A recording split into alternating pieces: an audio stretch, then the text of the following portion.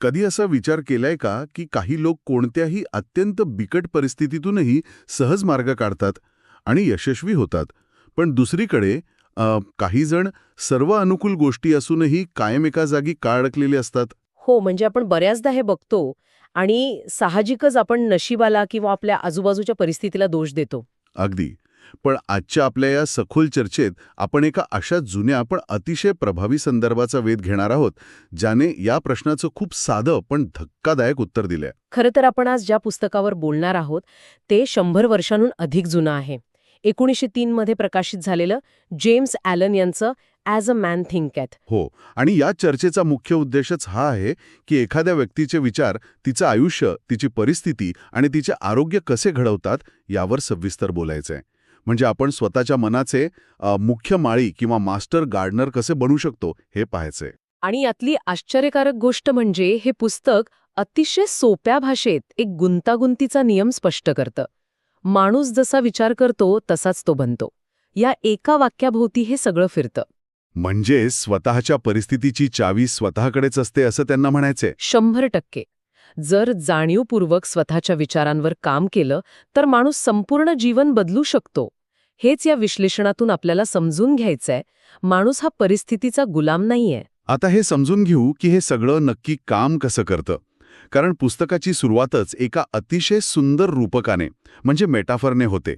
लेखकाने मानवी मनाची तुलना थेट एका बागेबरोबर केलीये. हो, बागेचा दृष्टांत खूपच प्रभावी आहे. म्हणजे बघा, आपण बागेचा विचार केला तर एक गोष्ट स्पष्ट असते.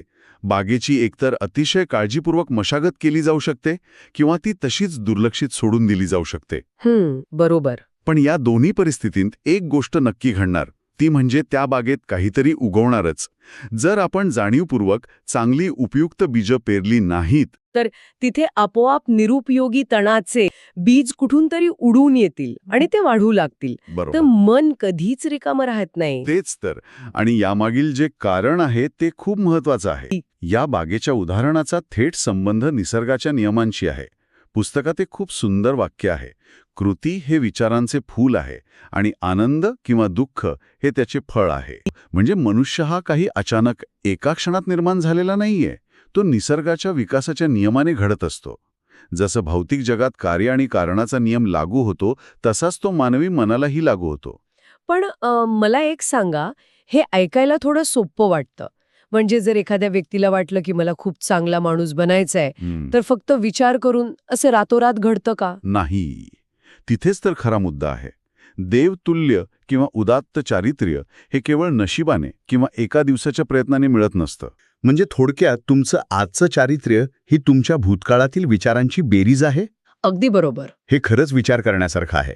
आणि याच अनुषंगाने परिस्थिती आणि विचारांचा संबंध स्पष्ट करताना लेखकाने एक अतिशय बोचरा मुद्दा मांडलाय. ते म्हणतात, परिस्थिती मनुष्याला घडवत नाही, तर ती त्याला स्वतःची खरी ओळख करून देते. खरं तर हा विचार अनेकांना पचायला जड जाऊ शकतो. हो ना. म्हणजे आपण ज्याला वाईट वेळ म्हणतो, ती वेळ आपल्याला वाईट बनवत नाही, तर आपल्या आत जे काही लपलेलं आहे ते फक्त बाहेर आणण्याचं काम करते. बरोबर. कठीण प्रसंगातच माणसाचा खरा संयम आणि चारित्र्य जगासमोर येतं. यात दिलेली 3 उदाहरणे मला खूप रोचक वाटली. पहिलं उदाहरण आहे एका अतिशय गरीब व्यक्तीचं, ज्याला परिस्थिती सुधारायची आहे पण तो कामात प्रचंड आळशीपणा करतो आणि पगार कमी आहे म्हणून मालकाची फसवणूक करतो.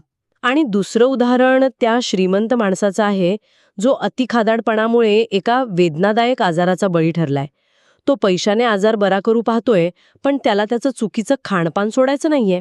हो, आणि तिसरा तो मालक जो स्वतःचा नफा वाढवण्यासाठी कामगारांचे पगार बेकायदेशीररित्या कापतो आणि जेव्हा व्यवसाय बुडतो तेव्हा अर्थव्यवस्थेला आणि परिस्थितीला दोष देतो.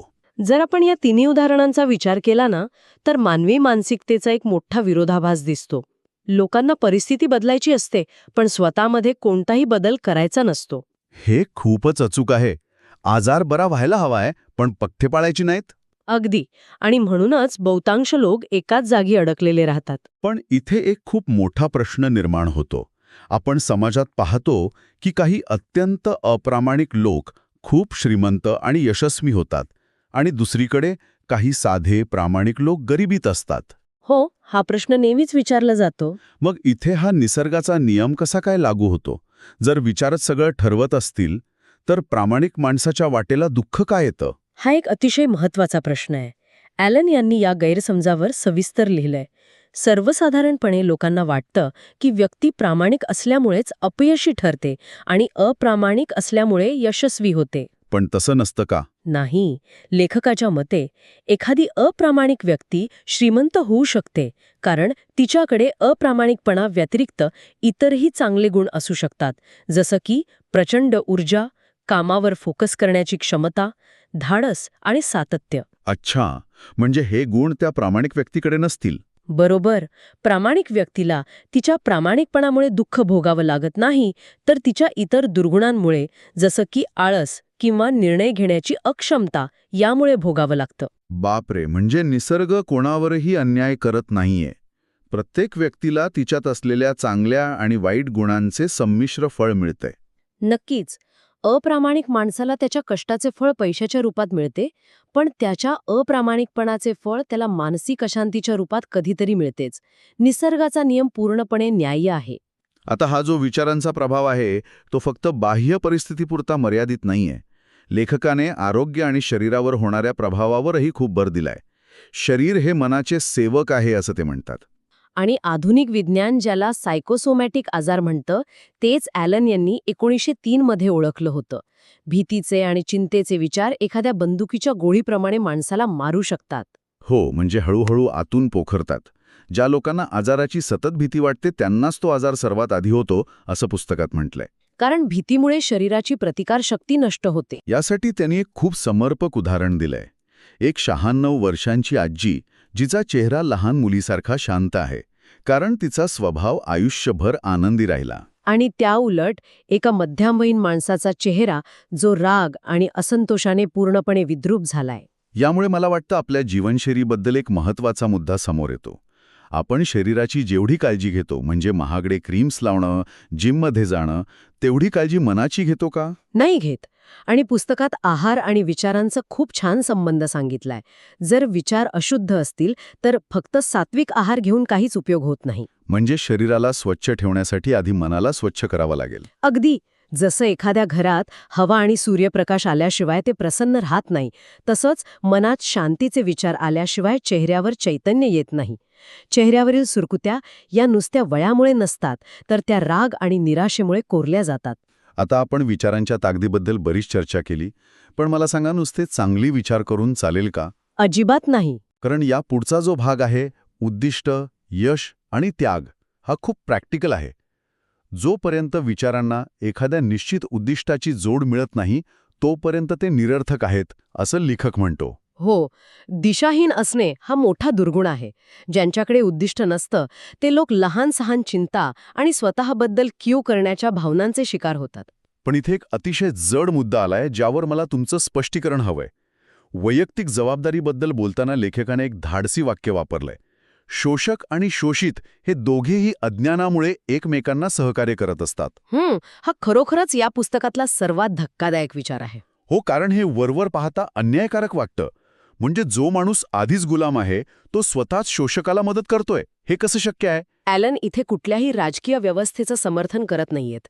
त्यांना मानसिकतेवर बोट ठेवायचंय. जेव्हा ते असं म्हणतात तेव्हा त्यांचा अर्थ असा असतो की शोषित व्यक्तीच्या मनात कुठेतरी स्वतःच्या कमकुवतपणाचा आणि भीतीचा स्वीकार झालेला असतो. ती व्यक्ती आतून स्वतःला गुलाम मानते. अच्छा. आणि शोषक तो स्वतःच्या लालसेचा गुलाम असतो. दोघेही अज्ञानात आहेत. वास्तवात ते स्वतःलाच आतून नष्ट करत असतात. म्हणजे जोपर्यंत तुमच्या मनात भीती आहे तोपर्यंत बाह्य परिस्थिती तुमच्यावर राज्य करणारच. कोणतीही परिस्थिती तुमची अवस्था बदलू शकत नाही, जोपर्यंत तुम्ही स्वतःला आतून मजबूत करत नाही. तंतोतंत. यश मिळवण्यासाठी माणसाला स्वतःचे पाशवी विचार म्हणजेच फक्त स्वार्थ, आळस आणि भीती यांचा त्याग करावाच लागतो. जेवढे उच्च विचार तेवढं मोठं यश. हे ऐकल्यावर लक्षात येतं की यश ही अत्यंत शिस्तबद्ध मानसिक प्रक्रिया आहे.